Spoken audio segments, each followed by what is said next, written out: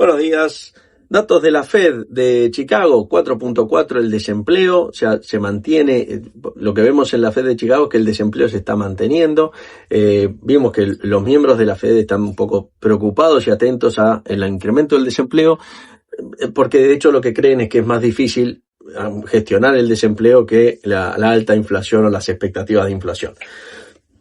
Por eso también es que la probabilidad de que el recorte de tasas sea un hecho en diciembre aumentó, y lo que se está descontando es que durante el año 2026 se recorten aproximadamente 80 basis, 90 basis, casi un punto, digamos, ¿no? Adicional a lo que se está descontando hoy. O sea, desde el punto que estamos hoy, un punto menos, en total en todo el 26. Si vamos al tema de Japón, lo que está viendo el Deutsche Bank es que Japón va a poder controlar la inflación, sobre todo vía apreciación del yen. También estiman y ven una apreciación del yen. Ahí hicimos alguna operación ayer. Bueno, Japón ayer estuvo cerrado, pero el mercado de monedas se mantiene abierto. Ayer los equities de tecnologías tuvieron uno de los mejores días desde mayo, o sea, subieron bastante. De hecho, llegaron a niveles all time high en el año 25, y esto hace mucho tiempo que no se da. La última vez que se dio fue en la .com, pero antes se había dado en el 90. Entonces, bueno, seguimos con ese tema, ¿no? O sea, es el principio de la zona de crecimiento, digamos. Estamos en la fase 1, donde hay grandes inversiones, o estamos cerca de la burbuja. Vamos a ver algo de criptos. Bueno, antes que eso, los ETF, tanto del Standard & Poor's como los inversos, están en niveles récord de volumen. Hay mucho volumen ahí.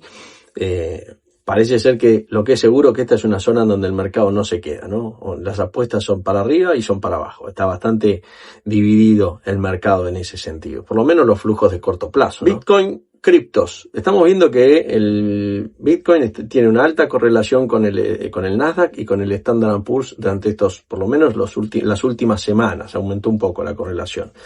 Por otro lado, vemos que el Bitcoin se mueve al ritmo de la liquidez.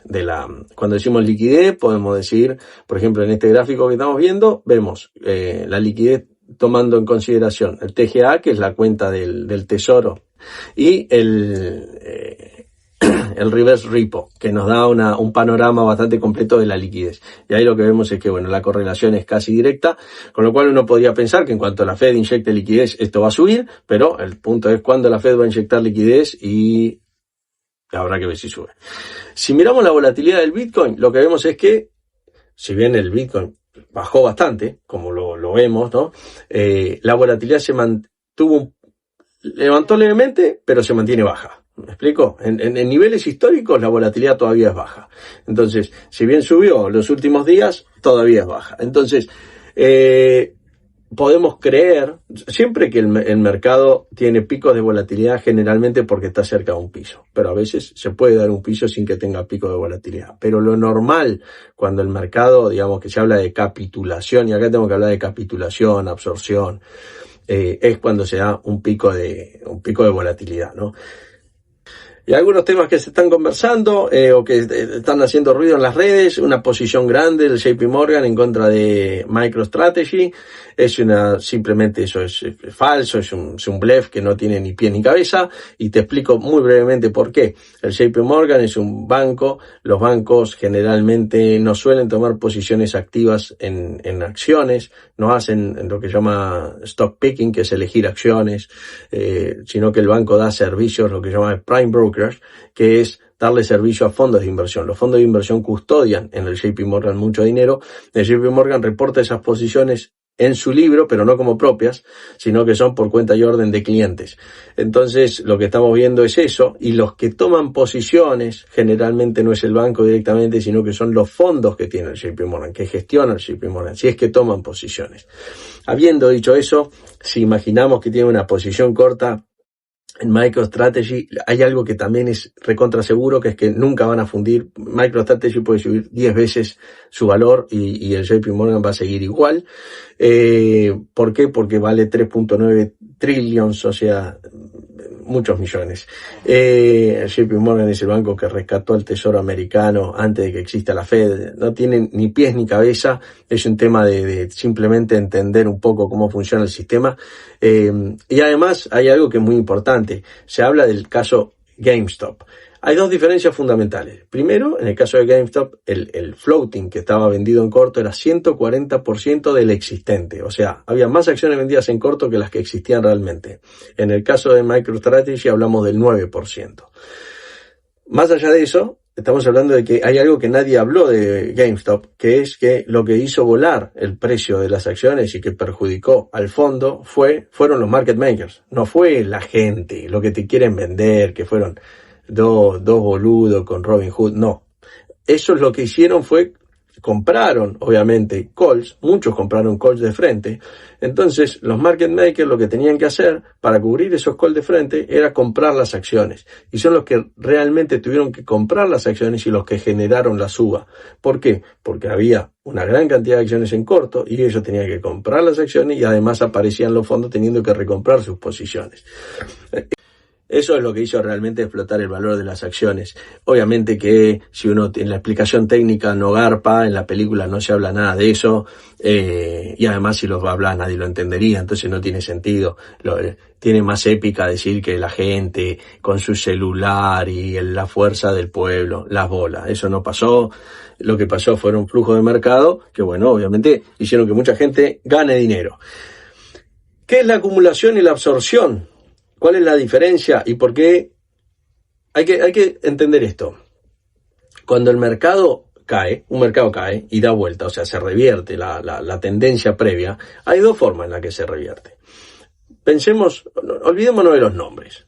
Hay compradores y vendedores. En algún punto o faltan vendedores o hay más compradores. Entonces, cuando faltan vendedores, ¿qué pasa? El precio rebota, ¿no? ¿Por qué? Porque no hay más vendedores. Ya vendieron todos, entonces el precio automáticamente rebota porque el libro, digamos, queda finito en la parte del offer y entonces rebota casi, decimos un rebote técnico, se va a llamar. No el rebote técnico que dicen los periodistas, que no entienden nada. No, rebote técnico del mercado. Ahora, esa es una forma. La otra forma, ¿cuál es? El mercado está bajando y se encuentra con una muralla de compradores que están dispuestos a comprar y compran. Entonces, ¿cómo se ve eso en el gráfico? ¿O qué vas a percibir en el mercado? De la primera forma es lo que se llama un stop volume o volumen de parada, que es, hay una fuerte venta, lo que vamos a decir capitulación de mercado, o sea, los que estaban comprados definitivamente venden, entonces te generan que el precio baje fuerte, que no haya casi resistencia, o sea, o poca resistencia, entonces vas a ver una vela grande y ahí vas a ver volumen porque la vela es grande. Se lleva puesto a todos los compradores generalmente se mueven hacia abajo a medida que van pudiendo, entonces ves una vela grande y un rebote técnico con poco volumen, que muchas veces después lateraliza y después, bueno, vas a ver volumen subiendo. Eso es un stop volume, volumen de parada, ¿no? Y después tenés el otro fenómeno, que es absorción. La absorción es cuando los compradores en diferentes zonas de precio, generalmente relativamente estrechos, van absorbiendo a esos vendedores agresivos. Entonces, vos tenés un fondo, por ejemplo, que quiere comprar una posición grande, entonces todos los vendedores que van apareciendo en diferentes zonas y en diferentes momentos les van tomando órdenes. Entonces, ¿cómo lo ves en el mercado? Vas a ver una vela que es bajista, pero chiquita, generalmente, con un rango estrecho, y con un volumen alto, porque eso significa que los compradores están comprando ahí en esa zona y no dejan que el precio se vaya muy para abajo. No lo dejan, no porque son buenos, por supuesto, porque creen que mañana va a estar más alto, entonces mejor comprar ahora en este nivel que mañana más caro. Y acá hay un tema de cómo se manejan las carteras grandes y los fondos. Cuando uno es un inversor retail, lo que puede hacer es esperar y subirse a la tendencia, por supuesto. ¿Por qué? Y porque tiene menos capital, porque tiene órdenes más simples para ejecutar. En cambio, cuando uno lo que tiene que meter son muchísimas órdenes, con una compra muy grande de activos, no puede subirse a la tendencia porque la creás la tendencia. Entonces, tenés que comprar cuando ves microtendencias. Entonces ves la microtendencia bajista y ahí salís a comprar. Claro, la vas a parar la microtendencia seguramente, pero bueno, es esa opción o es la otra de subirte y pagar cada vez más. En definitiva, eso es una decisión y es un problema que tienen los fondos, una situación que tienen los fondos a la hora de operar.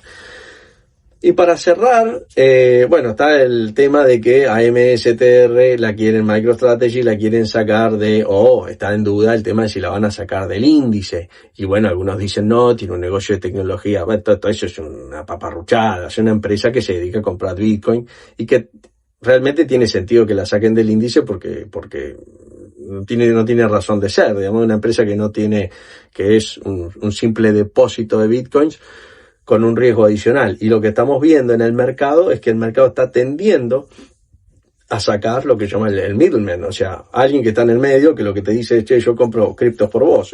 La gente, los inversores directamente hoy pueden ir al ETF de criptos y no tienen por qué tener MSTR en el medio.